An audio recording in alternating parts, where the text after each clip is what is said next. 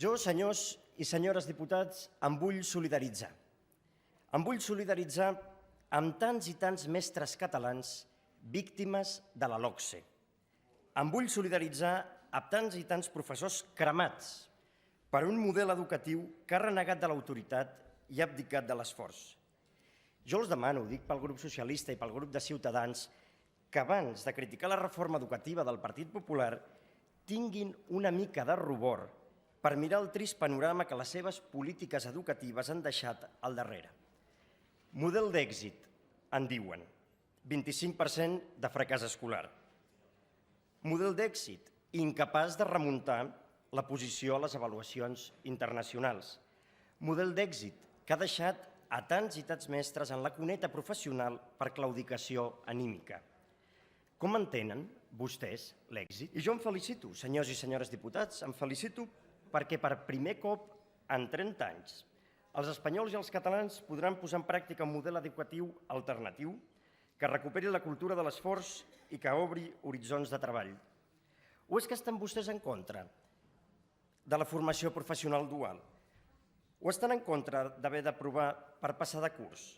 O estan en contra que els alumnes que no volen estudiar tinguin vies alternatives de formació? Senyors i senyores diputats, nosaltres defensem un model educatiu de qualitat per a tothom. Per això estem a favor dels punts que planteja aquesta moció que s'ha presentat amb un to obert i constructiu.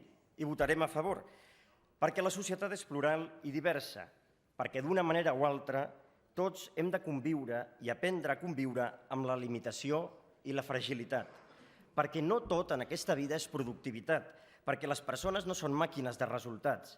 Per això donem suport a aquesta proposta. Per això estem a favor de l'escola inclusiva. Però permeti'm un matís també per pujar una mica, diguéssim, o per elevar el nivell tan pla d'aquesta discussió, una mica de discrepància al marge del políticament correcte. Jo hi afegiria un matís. No caiguéssim en utopismes educatius. Educació inclusiva, sí, sí. Contradiccions amb la lògica més elemental, no. Està bé que facilitem les coses a aquelles persones que tenen dificultats, però no tindria sentit que aplanessin tant el camí que algú que no tingués capacitat obtingués un títol en algunes matèries. I anem en compte amb no omplir les aules amb tant de personal de suport que fem impossible la tasca als mestres. Perquè de tot això ens en parlen els mestres, encara que el seu remor no sigui fàcil de sentir a les moquetes d'aquest Parlament. Solidaritat i oportunitat per a tots, senyors i senyores diputats, però amb dos dits de front. Perquè la resistència inclusiva d'un sistema té també un límit i quan se'l vol superar es pot enfonsar l'edifici de la qualitat.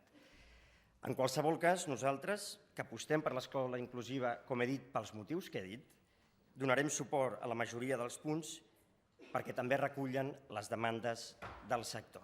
Moltes gràcies, presidenta, senyors i senyores diputats.